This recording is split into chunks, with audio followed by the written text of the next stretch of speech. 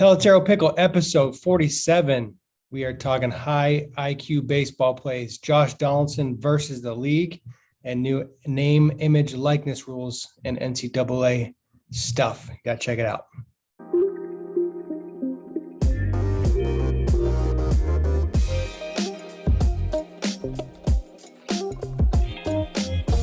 It is July 5th. We're recording on a national holiday. That's how dedicated we are to the game. Pelotero Pickle, episode 47. Chris Colabello, how are you doing today? Just, feeling independent.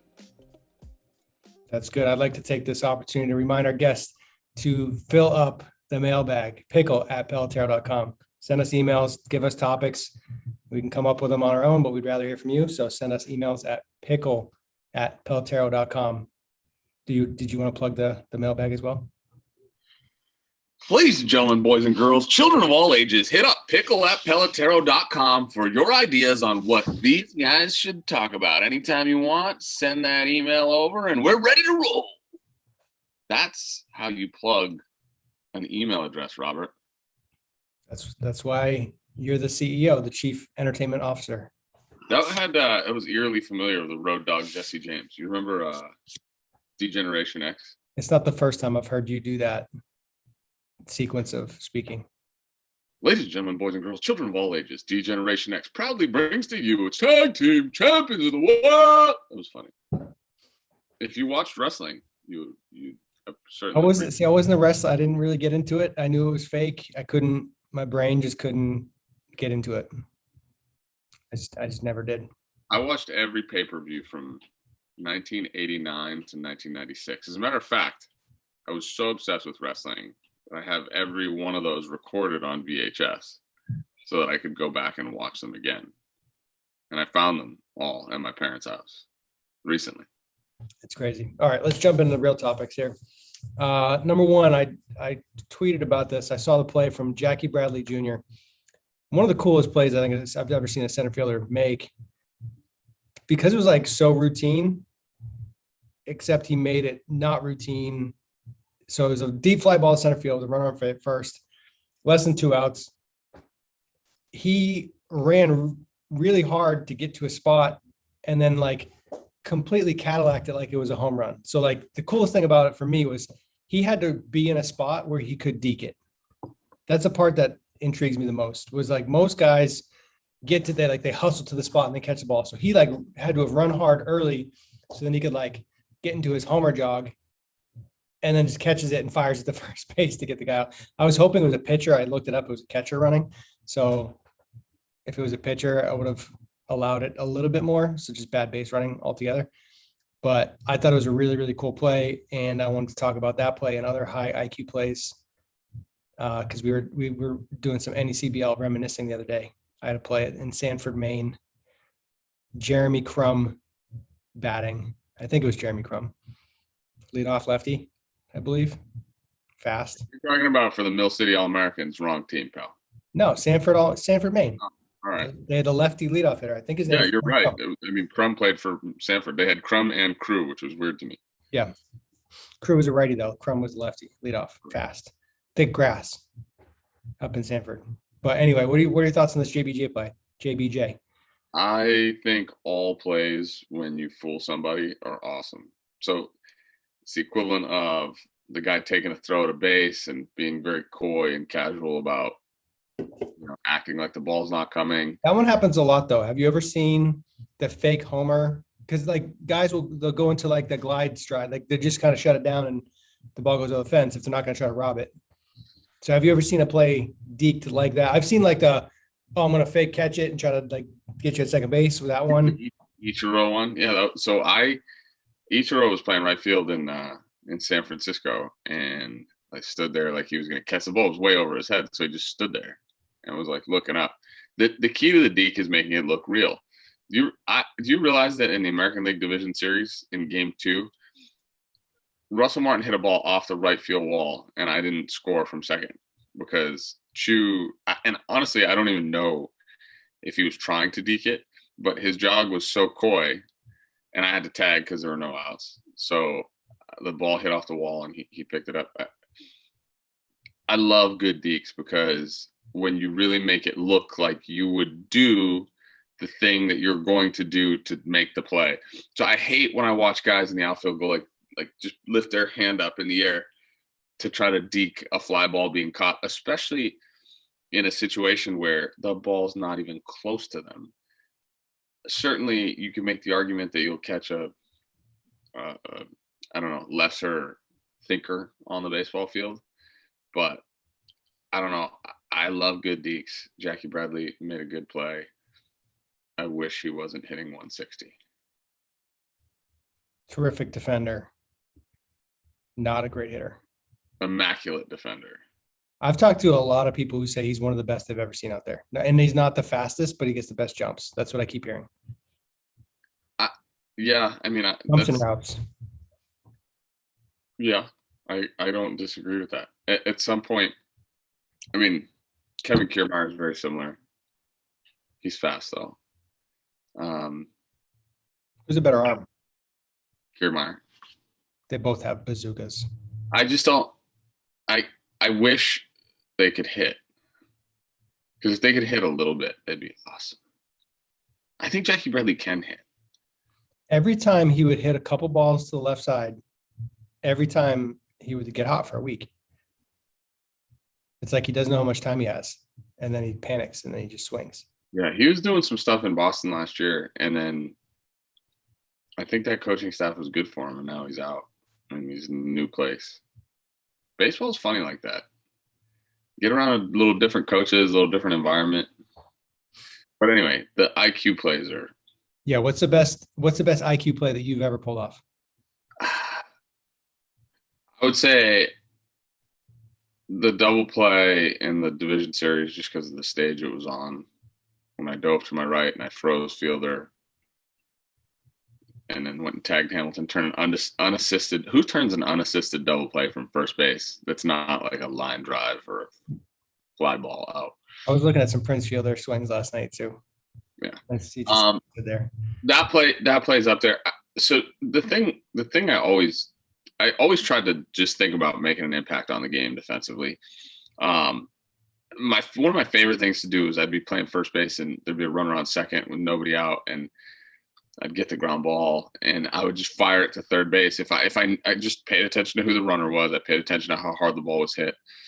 Love that play. Love that play. And it's exciting when it happens because you don't get an opportunity for it very often.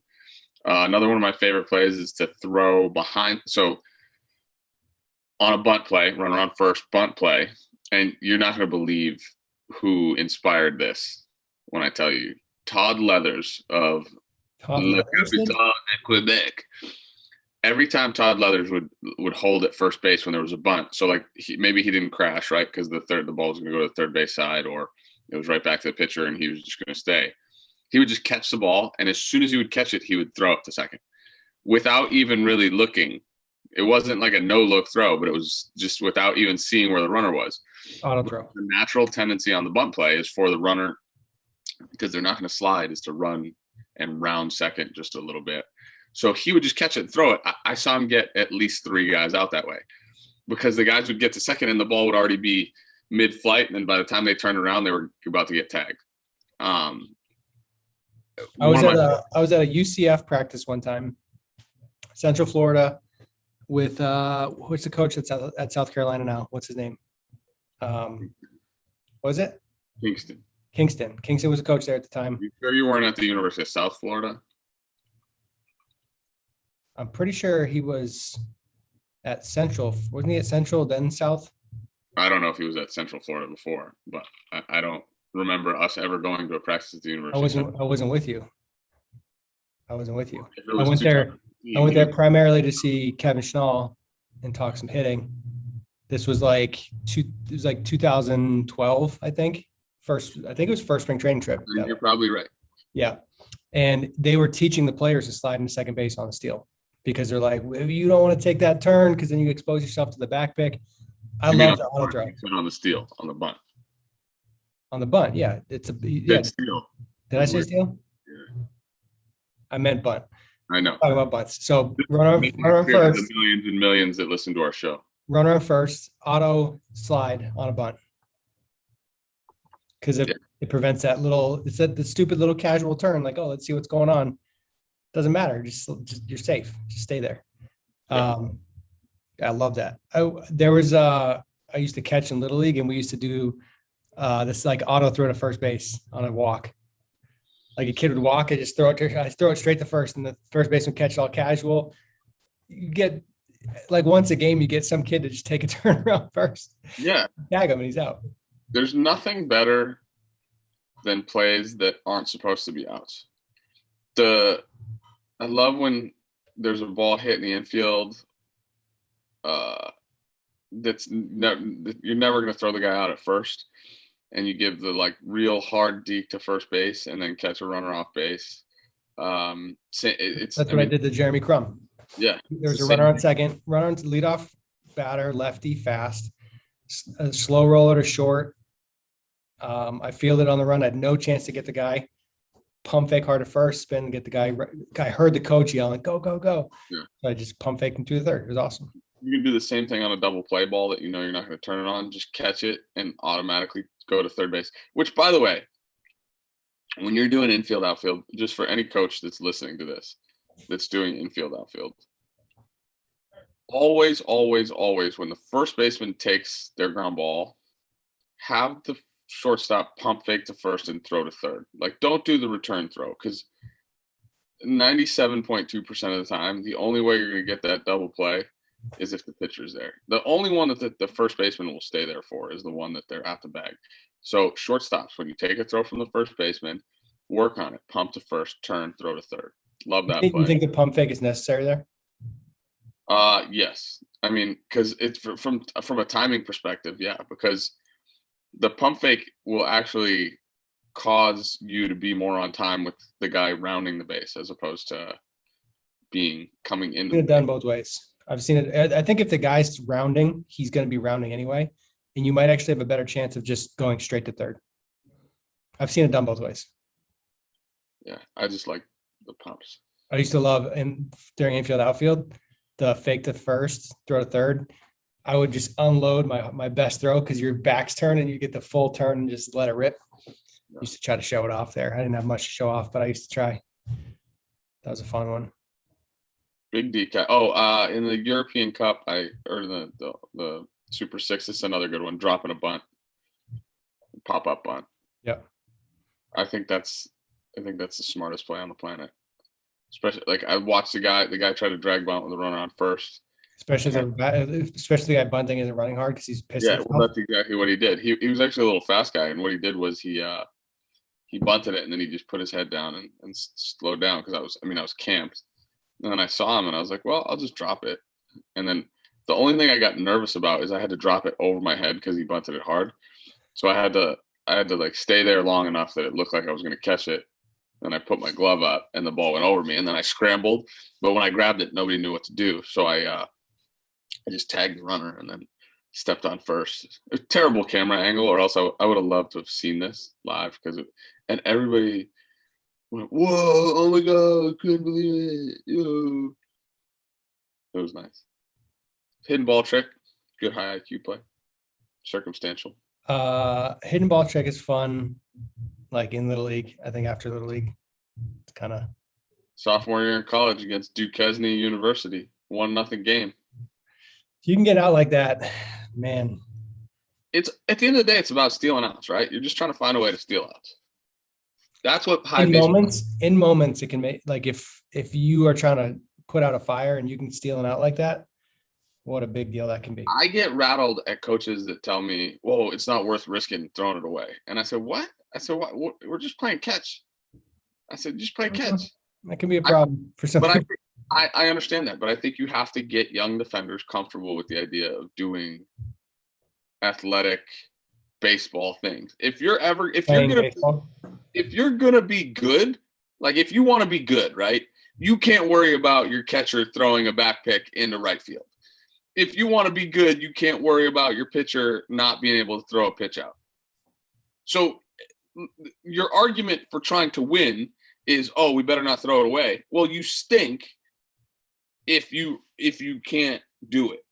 right? Oh, we're trying to win a game. Oh, you're trying to be mediocre. We're trying to go 20-21 and a Division III college season. Like, then just whatever. Try to make a play. Because is it worth like panicking over an inability to execute a play instead of just let's have fun with it and give guys confidence that if they make a sick play, it's awesome. That's how you get better. No. Yeah, you gotta play the game. Gotta play the game. All right, let's move on to the next topic.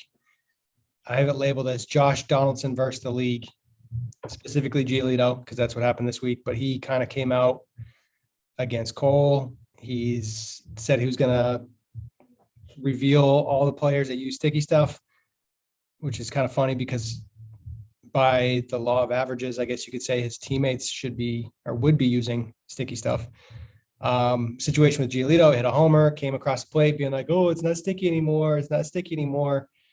Giolito didn't appreciate it. And in his post-game interview was asked about it. And he said, oh, he's a pest. And we got the W. So what's he talking about? And then Donaldson confronted him in the parking lot and said, you got something to say it to my face. And Giolito was like, quiet, apparently. Haven't heard much about it since. Lance Lynn came out. Did you hear the Lance Lynn interview about it, which was awesome? He was like, this is great for the game. Like, Donaldson's getting booed when he plays here. Giolito's going to get booed when he pitches in Minnesota. It's just creating more personality in the game, guys being themselves. He talked about how Donaldson, how he played against him in college, that's who he's always been. That's who he's going to be. So it's just his personality on the field. And the same thing with Giolito. He's a quiet guy. He's not going to be in your face. So he's just being himself too. So we've both had experience with Josh. So I think can appreciate the what do you got on it? Josh is a very opinionated human. And I think he's predominantly calculated in his words, but also very arrogant with a disregard for anybody else's feelings or the impact that his words may or may not have. I didn't take the thing that he did against Giolito very offensively from a Giolito standpoint. Clearly the guy's a good pitcher. Whether or not he was talking to Giolito or not, whatever, dude. If you had a problem with what he did, it's not like, don't go cry to the media, right? So in this case, I almost hate that the thing got fought through the media first, right? It got argued through the media first instead of, like, he didn't dot anyone. He didn't throw a ball behind him because he faced him again in the game, right? So you got a problem with what he did, let him know about it. Don't go to the media and say, he's a pest, because now It was a close game. I don't think he was in a position to. you can always. That's a choice. That's a choice. Yeah, he could certainly just do it. You can always, like, oh, I missed by a foot behind you. There's always an opportunity for that, and I don't know, or I don't like arguing things in the media before they get argued in human. And I think that was Donaldson's point, right? You got something to say to me, say it. Like, you're not supposed to like me. I'm not supposed to like you. And in a lot of ways, I agree with him. That being said, I don't know. He went after Ozzie Guillen, which was because Ozzie Guillen is another harsh, opinionated critic of everything because he gets paid to be a talking head now, I guess. And he was like, dude, my OPS is 150 points higher than yours in your career. I don't know. I mean, look, is the high road even a place anymore? Does anybody take it? Does it exist? So going back to the homer and the it's not sticky anymore. I think if you're the pitcher, taking offense to that, like, it's personal because it's true. If you do take offense to it, right? Is that fair to say? The only reason you're going to get upset about it is if you feel like you're getting called out. I honestly have no idea how intimate pitchers' relationships is with sticky stuff. I'm going to be completely honest. I've handed a bunch of pitchers sticky stuff. I've handed them pine tar rags, but I don't like. I guess it's like with anything else, where if you feel like you need it to win, then you need it to win. It's anything. It's a very commonplace thought process that I have now, where people that have routines, when you say you have a routine, it just means that this is what you think you need to do to be your best. It's not an actual thing. Now, from a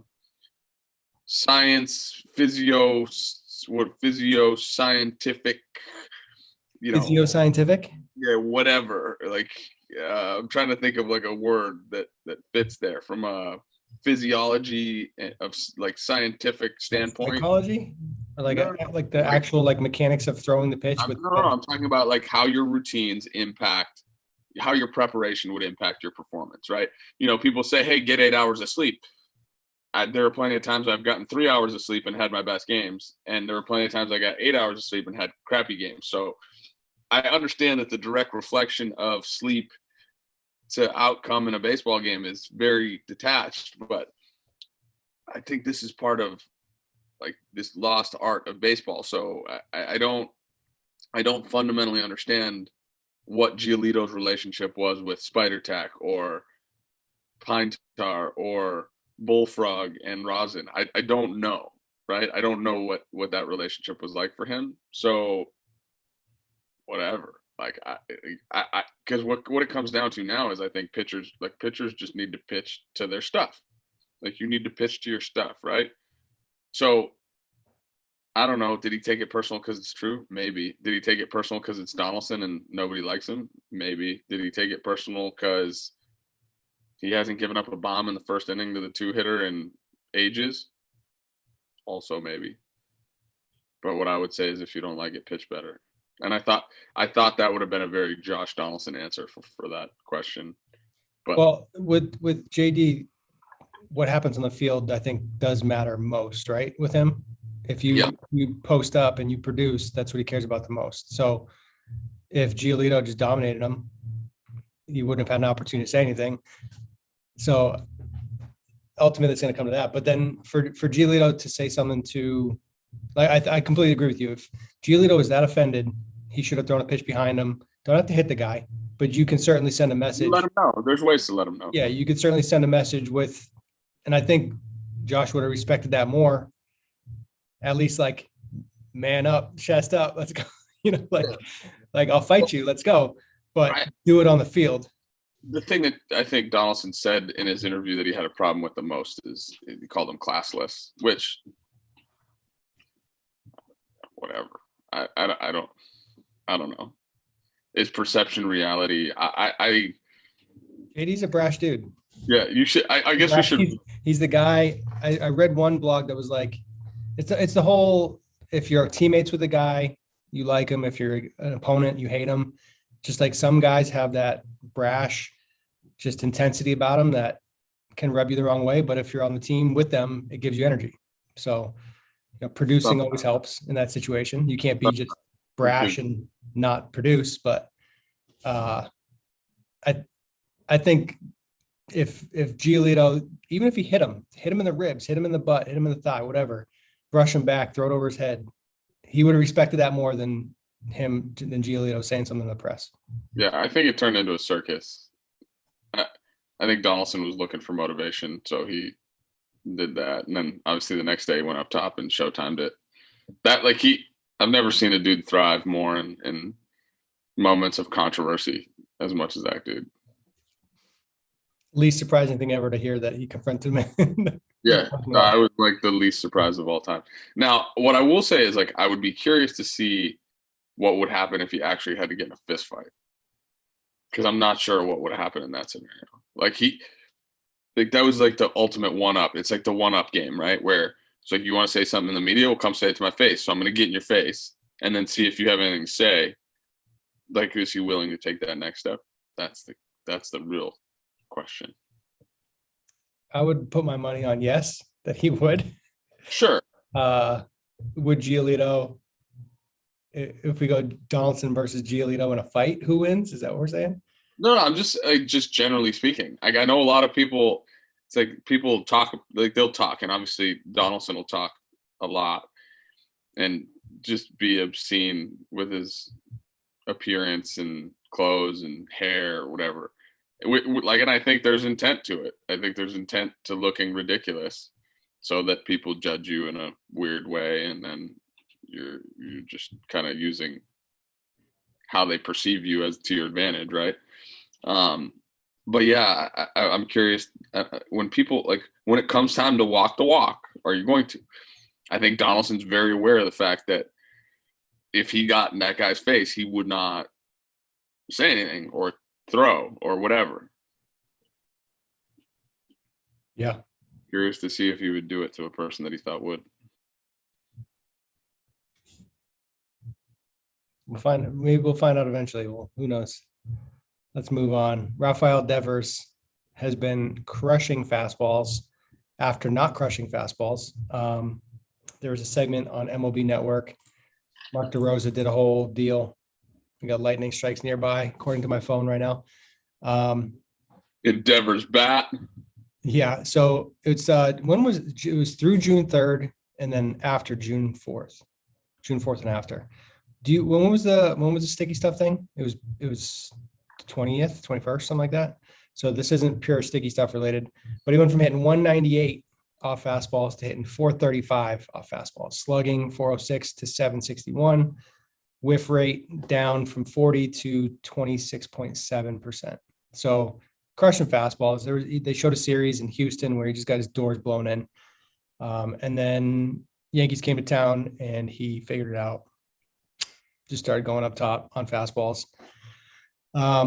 Devers is a good hitter, man. He's a really good hitter. And when it comes to like fastball adjustments, like maybe he was banged up a little bit. Maybe he was tired. Maybe he wasn't feeling good. Maybe he was just late getting ready. I haven't looked into it too much, but my biggest topic that I want to discuss here was just making adjustments. And if you don't establish fastball timing, then you're going to be in between. You got to either sit fastball or sit off speed. You can't be on time to what's in the middle, because then you're late to fastball and early on off speed. You're just in neutral and you suck. So you have to establish a timing. Whether you could pick. Usually it's better to be on time to fastball because you're going to get more fastballs usually, especially if you're your doors blown in on fastballs. Then like, hey, wake up, be on time to fastball. But just the ability to make adjustments. There was one particular at bat where he almost hit a homer foul. It was like down the line, just slice foul.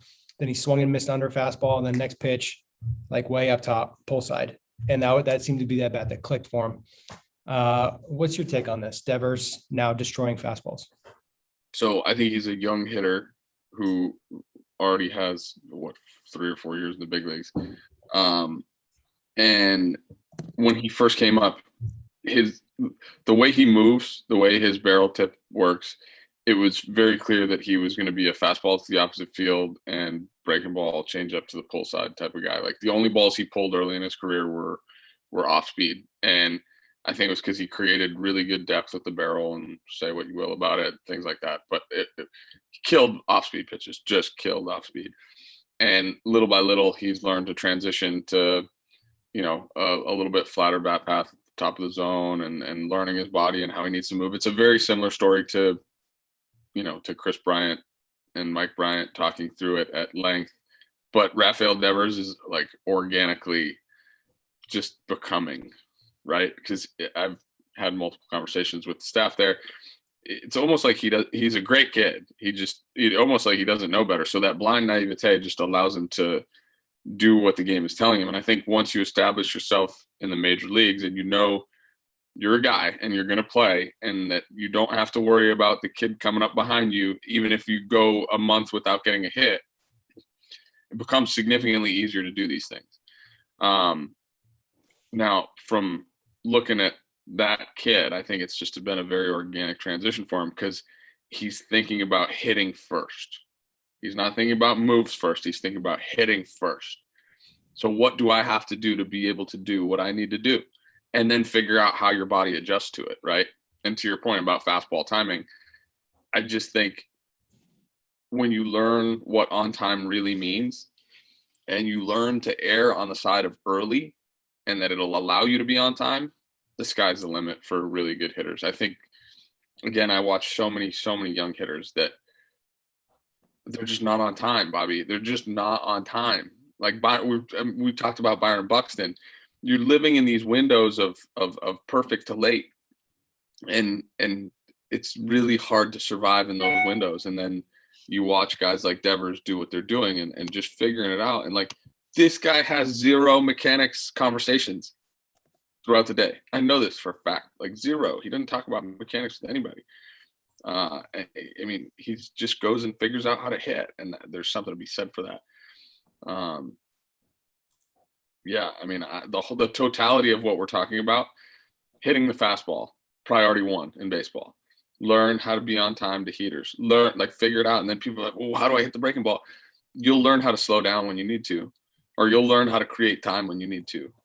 But you have to hit heaters, or especially early on, because if you can't hit the heater, you're gonna swing and miss too much. It's just what it is. Yeah, I used to love doing drills where alternating fastball, curveball. You could throw a BP to a kid all day. Fastball, fastball, fastball, be on time, be on time, be on time. And then go, all right, I'm going to alternate fastball, curveball. And then they will immediately be late to the fastball and early on the breaking ball. And it's the funniest thing ever because it's the same exact speed. It's the same exact speed. And they just get right in the middle. They can't define each pitch. And then I'll do drills where it's like, you have to pull the fastball. You have to go oppo on the breaking ball. Just from a timing perspective, gotta be on time, gotta get it out front.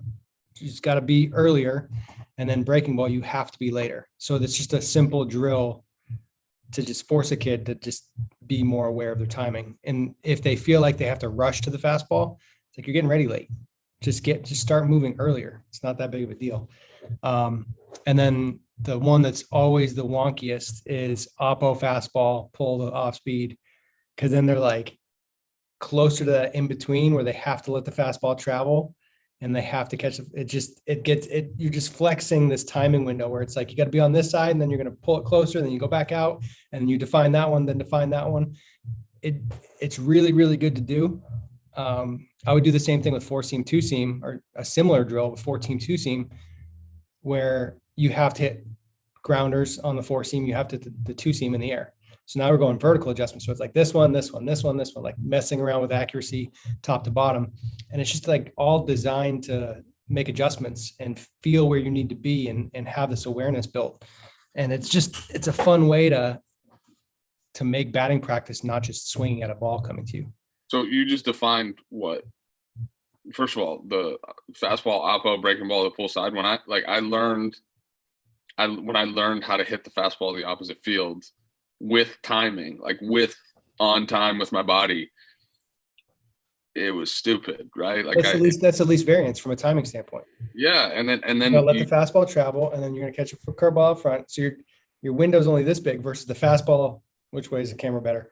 Fastball out here, curveball back here. It's like, you got to go quick here and you got to let it travel here. So if you switch those, it's just a different. Yeah, keep going. It's just scary as you get older and you mature more, how you can just like understand these things. And what the stuff you're talking about is like blatant hitting stuff. This is hitting. This is how you learn how to hit. This is how you build database information. You don't do it by just having a guy put a ball right in the middle of home plate and letting you see how far you can hit it. So this weekend was crappy weather up here, right? And I got multiple text messages on Saturday being like, hey, can you hit today? And I was like, no, because I was annoyed. It's, July 4th weekend. I had a bunch of stuff to do on Saturday too. I was annoyed. I was like, why do you want to hit? Because it rained and you didn't get a chance to hit. Now you're bored because you think you taking BP is going to make you better today. And I was like, why do you want to hit? And if the answer was good enough, I would have said, okay. But they didn't have an answer. They didn't know. And I was so caught. I think they're supposed to. It's like, oh, well, if I got to go get my swings in. Yeah, well, that's what I'm saying, right? And I said, dude, you don't need to hit. You need to have this conversation that we're about to have. You don't need BP today. You coming in for BP and us talking about your back shoulder or your front foot is whatever. It's the middle of the season. It's the middle of your summer ball. Like, I know you're not going to make the adjustment right now anyway, that like the big physical looming adjustment that could be made to help you, because you want to get hits tomorrow. And I would want to get hits too. So I'm not going to make a swing overhaul in the middle of the season. Now, what I will tell you is this: you better figure out a way to grind your butt off with 2 strikes. And I think that, so the totality of this whole thing is like, you got to figure out how to be successful. And honestly, like, we're just talking about something as simple as the difference between a 4-seamer and a 2-seamer. I can't imagine what that would have been like when I was 14 if somebody taught me what the difference between a 4-seamer and 2-seamer was, because I had no idea. The first time I faced a sinker ball, I didn't even know what it was. I was like, what's a sinker? Like, what? I don't, you're swinging at fastballs down the middle and going like, why am I hitting these on the ground to short? It was probably like pro ball when Rich Gedman was like, hey, like, you can't hit the 2-seamer onto the pull side. I was like, what? Why? It's like, well, here's the path of the ball. Like, you can't stay inside it. And I was like, what? That's scary. Terrifying. I got through college, didn't know what the difference between a 2-seamer and 4-seamer was. That's scary. All right, we got this book right here, Inner Game of Tennis. Yeah. Fantastic read for hitters. Like, you'd be better off reading that book than taking swings. That book, and then the book Good to Great is a really good one. Not Good to Great. That's not the one I'm thinking of. I think Good to Great has it. But there's a bunch of books that talk about like myelin and the whole like neural pathways of skill development. And when, like, from a mechanical standpoint, like the actual like physical stuff that's happening in your brain that makes skills happen. These books, they talk about like, once you have it, once you understand what you need to be doing and what you need to feel, you just have to get in rhythm. Like, once you feel your rhythm, you don't need, in the golf scenario, younger players will go out and just pound balls for 2 hours, just swing, swing, swing, swing, swing. And then like Federer go out for like 20 minutes and just be like, yep, I'm good. Like, just nice and easy, just get loose, feel what you need to feel, then shut it down. And there's so much power to that. And think about like the high school player that just shows up and just hits and hits and hits and hits and hits. And they haven't figured out yet that they need to feel what they need to feel.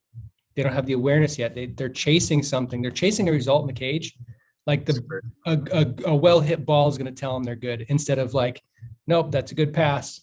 Like, I love when kids finish on a bad hit ball, because they're like, no, I got it. Like, I'm done. My round can be over on a poorly hit ball because I felt what I needed to feel. And how many times in BP in the big leagues, you watch guys, like, especially the early rounds, they'll pop it up into the cage and just get out, and they don't care. It doesn't matter.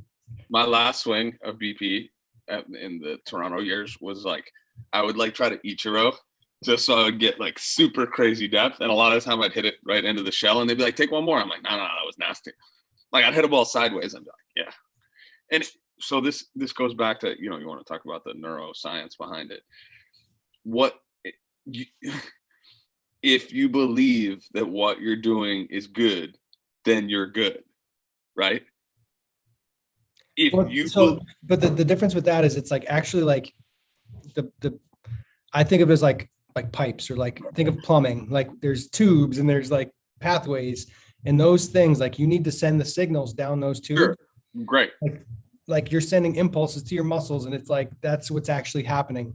You just I have to trigger those. Once you trigger them, you're like, yeah, that's it. You take scientific looks at this. I'm taking, and I like, look, whatever, the science, the human, the psychology, whatever.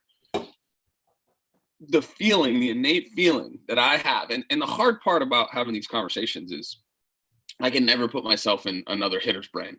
And that's what's terrifying to me, where I literally acknowledge the fact that I could think one thing and say it to somebody else and try to get them to implement it, and it'll be completely different. It might make no sense to them. Now, I go based off experience and having heard it from somebody else and seeing the people that I know that have been successful and the conversations I've had with them, right? i.e. Rich Gedman being my biggest influence and role model, in terms of like learning how to be a pro. So when we have these conversations, I don't even know if the dialogue is making an impact, right? Because there are so many times when I think that the words that come out of my mouth were so impactful for me the first time I heard them or the second time I heard them. And, you know, in some cases they do the trick and in others they don't. And I go, and that's what's terrifying, because I sit here and go, like, what's your defining moment? Like, what is your individual defining moment? Because I had a bunch of them along the way, and most of them happened at times that I really wasn't ultimately expecting them. So it's weird, man. And I get what you're talking about the pathways and the tubes and science and myelin and all that stuff. To me, it was always about an emotion, right? And what is the emotion? The emotion for me is I wanted to win. I took losing very personally. And I don't mean like I was going to win at all costs. Like I was going to do checkers when you're a kid. I was a competitor. I didn't like losing. It didn't mean that there was nothing you could beat me at. It meant that if you did, I was going to figure out the thing that I needed to do to beat you, especially if you told me that I couldn't. I just didn't like being told that I couldn't. And I think that was ultimately what drove any of the stuff that, and I honestly wish more kids were like that now, where like, hey, dude, you can't do this. And then I'd be like, okay, watch me, mother, you know? Yeah. It's good. It's good. Let's move on. Mississippi State won the NCAA championship, and we have all these name, image, likeness rules that have changed. Players can now get paid.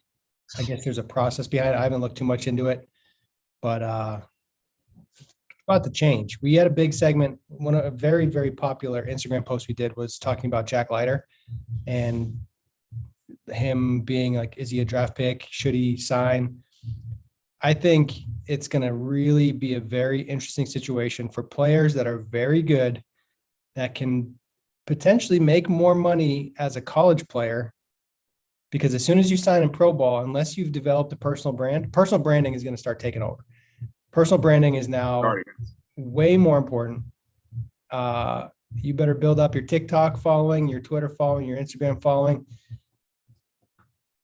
It's going to be interesting, but a guy like Jack Leiter could go to a school like Vanderbilt, get a free education, get all the training he needs in the offseason, be surrounded by competitive, like-minded people, get good coaching, be in the pitching lab, eat really good food, get paid, and also like go to class and pass.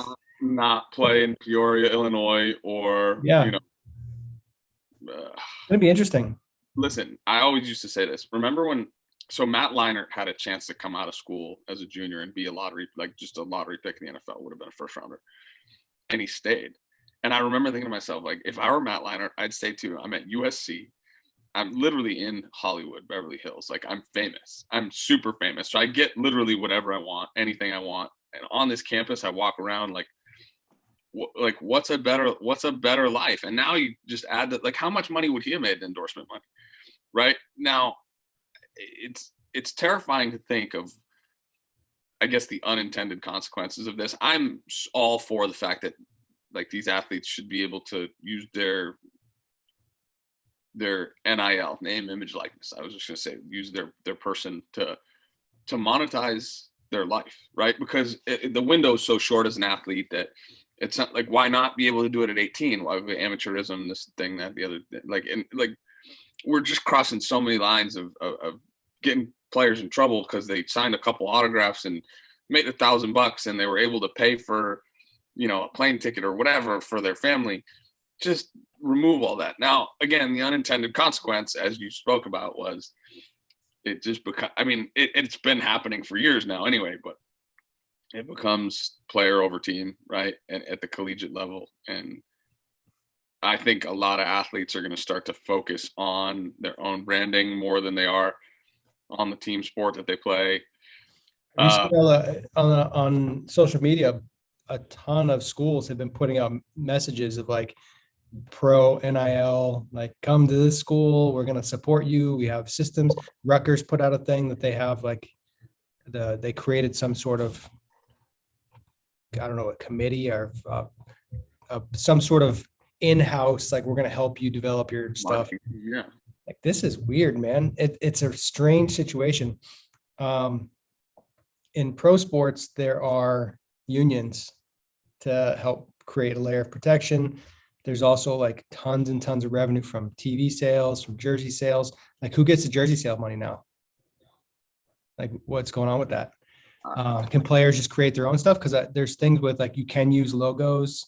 It's like, can you just recreate your own jersey and sell it on your own? I haven't looked into it enough to know any of this stuff, but It's gonna I, be I, interesting.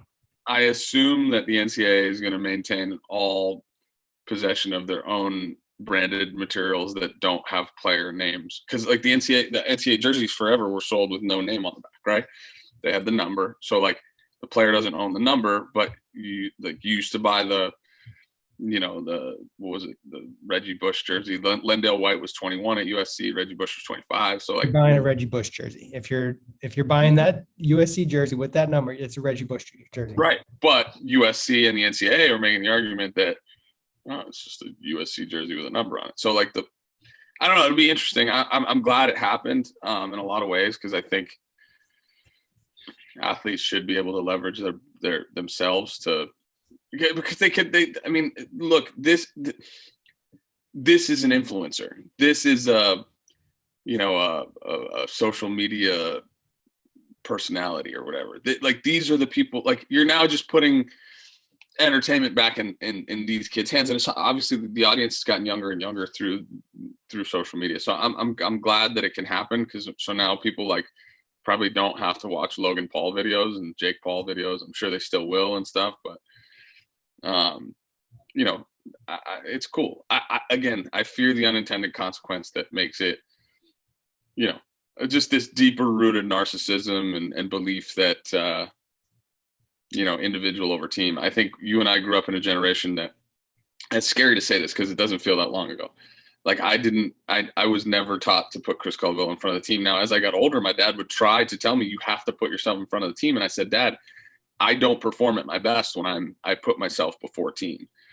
I actually struggle more, because it becomes like this heightened sense of urgency to do for me, as opposed to like offsetting so much the stresses of like, why am I not hitting on, like, I have to help the team. This is about the squad. So like, now when I'm playing for the guy next to me as much as I am for myself.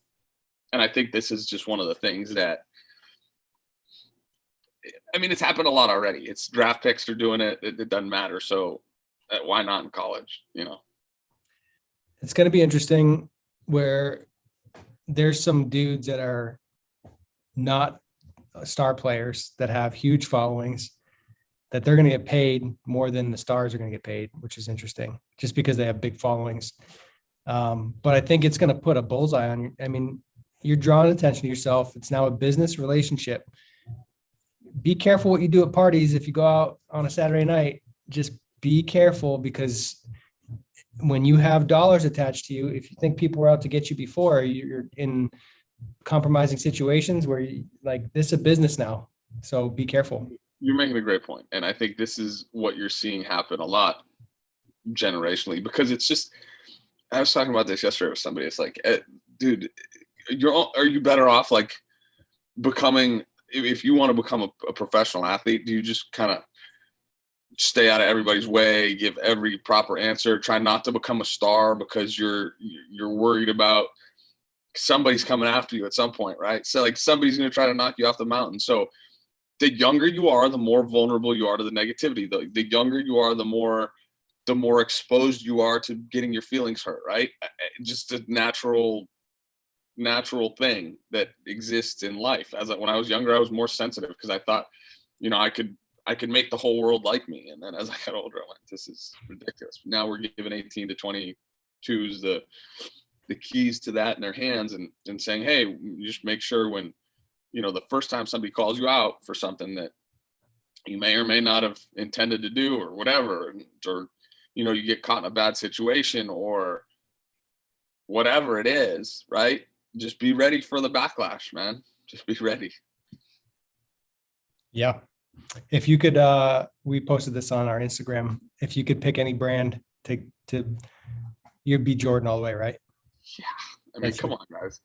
I stayed with Nike just so I could get. I mean, Nike and Jordan distinguish themselves as brands and endorsements, but through your Nike merchandise account, you can get all the Jordan stuff, obviously, right? If you're a Nike branded athlete, you're not supposed to wear Jordan branded stuff on the field, which I abided by. But yeah, if I had my choice, I'd be a Jordan guy every day of the week, twice on Sunday. And a lot of guys now are going with they're taking no shoe deal or no endorsement deal that would be Nike guys so they can wear Jordans on the field. I took my Nike deal so I get free Jordan stuff. So Yeah. Well, it's interesting because if you get a little bit of cash and you get your merch account versus being able to show out on the field and wear what you want to wear in games, what's cooler? One's more expensive. yeah, but then guys, so I should have learned this lesson, and I wasn't paying attention enough to my accountant when I would do my taxes.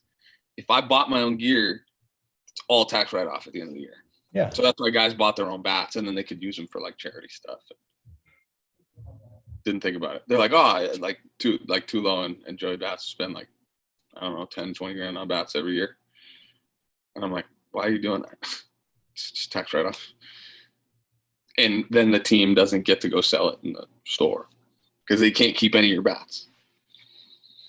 Whatever. Never thought of it that way. I wasn't advanced enough mentally at the time. Mo money, mo problems, I guess. I don't know who I'd want. I know a lot of guys were doing Adidas because they got the TaylorMade connection when they would get like all the golf gear. I don't know. I mean, I've always been kind of a Nike guy when it comes to gear and shoes. They're comfortable and I like the style of them. So You think Pelotero Pickle can get sponsored by Nike? I wear enough Nike stuff on here. I mean, I'm sure the executives are watching, so yes. we'll maybe get hooked up. Yes. Woo! I don't know. I don't know who I would want. Like I'm thinking of like non-traditional brands, like Sweet Baby Ray's barbecue sauce. Love that. That'd be a fun one. Like think of like Ricky Bobby, like you got to put like the full like logos all over your jersey type stuff. Like Super Coffee, love their coffee. I'd rep them. For what? For just a few cases of super coffee? Yeah, who knows what the deals are? Like Barstool Sports said they started this like agency and they're like, oh, signed another person. Like, what are they signing? Are they just doing like a DocuSign? They just got to go. Like, what's the deal? Like, are they getting paid? Are they getting the one thing that would be really interesting is if you create this network of athletes that when you want to put something out, you're like, hey, I have 3,000 athletes in the stable that have all agreed to do this thing. And then you got to distribute through that network. Or maybe you create different categories. There's ways to do it. It'd be interesting. Yeah. But then like, what are you getting paid? Like $3 per thing? If you're an athlete, you get 3,000 athletes, it's a $10,000 deal. So everybody gets $3. Start doing it on commission where you tracking link clicking. Yeah. Or what happens if you're a player, you sign a deal with like a Barstool or some other, like Vayner, I saw has some stuff going on. So what if you need an agent after that? What are the terms? Like what happens there?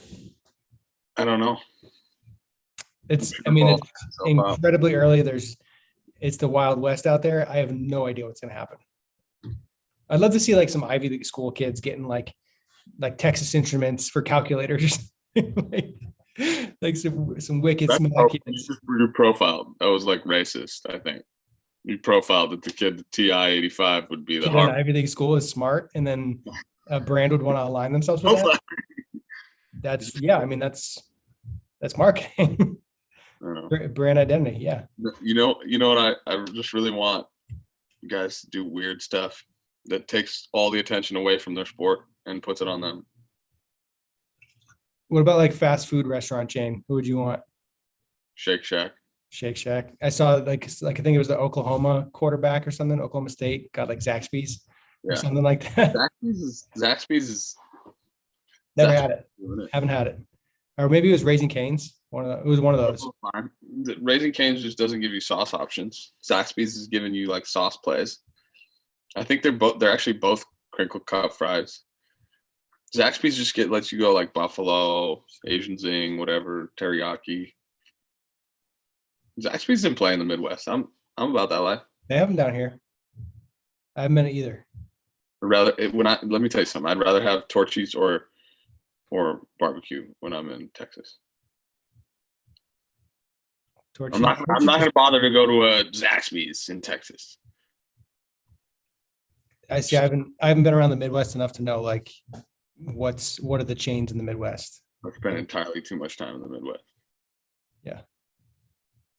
I'm gonna think about it. I think for next show we need to pick some better brand. I just want Dairy Queen. Pitch. We should do like our brand pitches for each episode. We should do that. Dairy Queen and Shake Shack. Dairy Queen. You Starbucks for you? You love Starbucks. Yeah, I mean, I just love coffee. Any coffee. But I like the super coffee, the brand super coffee. Yeah, Boston Donuts does like flavored coffees. Like, wow, I want Boston Donuts. Like they got like Reese's peanut butter, Snickers, pistachio.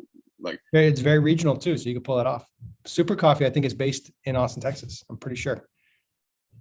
I need to figure that out. They can sponsor Pelotero.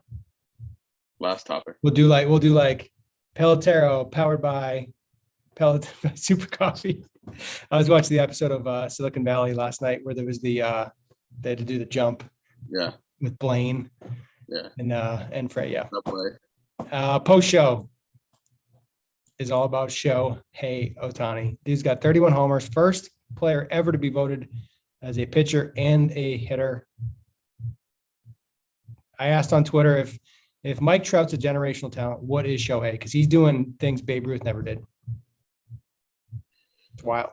What he's doing right now is crazy impressive. I still want to know, like, everybody tries to say he's a pitcher who rakes. He's a position player that pitches.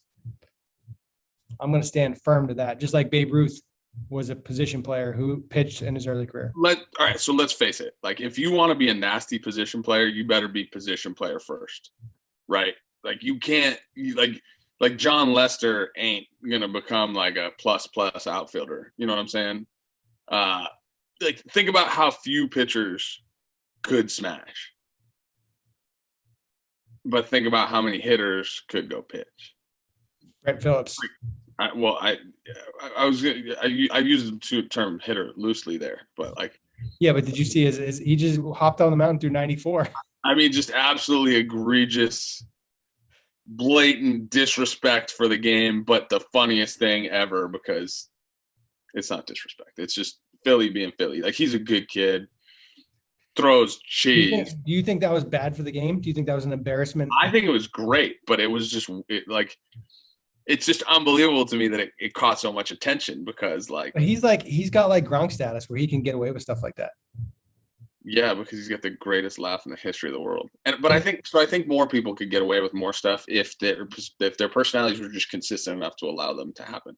Now, the thing is, like, at what point do we cross the line of like, hey, you're a good player versus like you're not? And like, you're going to stick around for, this is the same thing we're talking about with the NIL stuff, right? It's like, all right, cool. Like, Brett, like, love it, dude. Love you. You're the man. Like, good kid. We talk a lot. Like, like, it's funny, but like, I don't know. Maybe I'm wrong. Like, maybe I'm an ass. Like, it's just, I don't get it. Like, I don't get why he got an interview after the game asking about pitching. It was an electric interview. He was talking about the Mariano cutter and the Randy. But he said he goes, you gotta throw that 94 up there. You never know when that fireball's coming. I was laughing. So he's the type of guy in the clubhouse. Like, you have to have the right personality in the clubhouse to be able to pull something like that off. Sure. If you're just like, you got to have an established work ethic. You have to be consistent in your personality, but that's an opportunity to flip. We just got our butts handed to us into a laughable, funny, like, turn the page moment, right? Sure.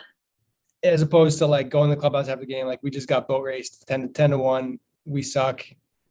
But at that point, it's like when he comes into the game, you've acknowledged the loss. It's a non-competitive game. So like, have fun with it. If he Yeah. didn't come into the game, if some reliever came in and got 3 outs, it wouldn't have made a blip. But so now we're getting back to like, so we're getting into the entertainment of sport, right? This is strictly the entertainment of sport. So at what point, like, where's the line, dude? I don't know. You can go on, It's not entertainment. you go on Instagram and you got the videos of kids in the dugout where a PO gets in at bat and they're like hyping them up because it's a PO that gets in at bat. Have you seen videos like that before? Where they're like literally I don't taking think any videos kid from the dugout. should ever be referred to as a pitcher only. And by the way, I'll never call a pitcher only a PO because I think of post office boxes, I think of putouts, and I think it's really easy to say pitcher instead of PO. Like I think it's the same length and time. I know the letters are different, so just he's just a pitcher. But anyway, The reason POs happen is because they get charged differently in travel ball because they're not paying for at bats. They're paying to be a pitcher only. That's why it happens. I'm just telling you, you don't have to like it. So again, like the reason why it was entertaining is because it was different, right? Because it's just different. It's off the mark. It's weird. So I guess if the whole game was played like that, it wouldn't be unique. But Brett Phillips is a unique personality, and I love him to death. I really do. I mean, he's become a friend over the years, and super happy for him when that happened with the World Series last year when he got the hit. But I don't get it. Like, I don't get why it got attention. It's cool, like, in the moment. Like, it's cool. Like, if you're his teammate and you want to laugh and be like, but, like, now it's a week later and everybody's still talking about it. And I'm like. I just saw that interview this morning and I was laughing. He's funny. He's a funny cat. Just listening to him laugh is fun. The first time I heard him laugh, I almost couldn't. I thought he was having a seizure. And I forgot that he was the guy. See, we were supposed to talk about Shohei Ohtani and 31 homers and All-Star Game stuff, and we just did this whole 5-minute thing on. This is the world we live in, Bobby. But this is the whole point. It's not about the sport anymore. It's literally not about the sport. And is that okay? I guess. Nobody's talking about Mike Trout. Everybody's talking about Shohei because he's like different. He's a unique character, and like he's a stallion. Like, yes, he is he set the record for most homers in a year by a Japanese player. Straight thoroughbred. In the first half, he did it. Yeah. He's a thoroughbred, bro. But if Trout is a generational player, what is Shohei? I don't even think you can make the argument that Trout is the generational player anymore, because like that's the generational play. Like maybe he's the once in a worldwide. He's like the modern day Babe Ruth. But so we never got to see Babe Ruth play, right? I never got to watch. So Babe Ruth was doing things that nobody else was doing. He hit more homers than entire teams. I understand that. That's why, like, from a whoa, this is a leap situation. Correct. So on a baseball like athlete that can do stuff that other people can't, yes, he's Ruthian. I would argue that in the old days there were more guys that could do stuff that the whole team couldn't. Like guys hit 440 or whatever it was. Like I would imagine that happened more often than we give it credit for. Probably got paid attention to least. I got to talk about Ruth did it with consistency, I guess. Like he had a season where he hit more homers than teams. Yeah, I mean, it's stupid. Like it's literally stupid. It's pretty good.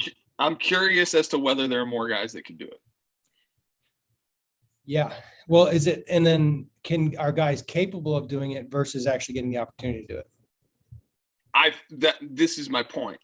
I think more guys could pitch in the big leagues. I think when we were growing up, it was like you had to choose. I didn't understand it. So look at it from a 31 homer standpoint. Vladdy Jr., could he hop up on the mound and pitch? I don't know what his arm strength is like, but what he's doing from an offensive standpoint is league leading. So you need one of the top 10, 15 guys offensively to hop on the mound and have a 2.8 ERA. I agree. From 98. So if you took guys with hand cannons that were good players, Vlad Sr. had a bazooka, literally. Could he have pitched? Yeah, because he ended up being a DH full time. But modern pitchers, Trout doesn't have that good of an arm. he might be able to get on the mound and throw, but his arm strength is not that high. I have a question. People can pitchers get hitters out at 86? I mean, sure. Okay. It wouldn't be exciting. It'd be like, who cares? Well, if it's exciting, if you're playing both sides of the field and you're throwing 86 and getting people out, like, it's going to be exciting. it won't be as exciting. The game fundamentally made a choice that everybody needs to throw 95, right? Or whatever. To be considered good, like, you have to be able to throw hard. No, because it's like Olympics, the 100-meter dash is the most exciting event. It's just velocity is exciting. It's I don't know. It's just the way it is. Just like hitting the homers is exciting. I loved watching Greg Maddux go. Zoom. Yeah, but you have to watch him every day to appreciate it. And like, fine. They don't do a line drive derby. They do a home run derby. That's fine. But like, again, this is like the whole point. Like, the game is becoming not the game. It's becoming about the entertainment moments. And that's like, dude, are we watching baseball or are we watching like highlights? Like, it's just whatever. Pick one. If you want it to be the highlight game, like, I'm out. Like, I'm good. I don't need No, but 31 homers and a half, you can't fake that. I saw a video of a kid on the Mariners last night, hit a pump, like hit it lefty, and then went like this, backed all the way across the righty's batter's box. Now, it did hit off the right field line, it hit off the foul pole, fair pole, whatever you can call it. So I'll give him some, like, there was some leaning going on, but he went straight across the righty batter's box. And then I looked him up and he's hitting like 204. It's like, solid. Like, don't do that when you're in 204. So that one to me is more like a highlight thing where it got pressed just because it was different and like entertainment value alone. Shohei's producing, straight up producing. Yeah, the guy's a stud, bro. I think Fernando Tatis Jr. is probably the best option to hop on the mound, pump, and still hit homers. Who else is in the conversation? Let's face facts that Shohei. I mean, like, you could take like a guy like Manny Machado and do it. You could take. There are plenty of guys. By the way, just FYI, Brett Phillips 1.4 WAR this year. He's hitting 199. How does he have a 1.4 WAR? I'm just telling you what it is. Baseball Reference WAR is 1.4. But he didn't even play that much, does he? He's got 146 at bats. Does he? 174 plate appearances. What's his on base? 314. Was his defensive WAR like through the roof? I gotta look this up. Yeah, I guess it's a 1. But like, that doesn't make sense to me. Just doesn't make sense to me. Sorry, I don't get it. Love when if you look up Brett Phillips, it's the Google options are Brett Phillips pitching, Brett Phillips baseball, Brett Phillips laughs. Yeah. I want base fan graphs. Anyway, he's on Cameo. We should start hiring guys on Cameo for marketing stuff. You think that would work? Sure. It's like, I want you to say, congratulations to Pelotero. You guys are the best. We could do that. Okay. Fangraphs has him as a 0.7 WAR. Negative 2.4 offensive, 3.4 defensive. What are you looking at? Baseball Reference. All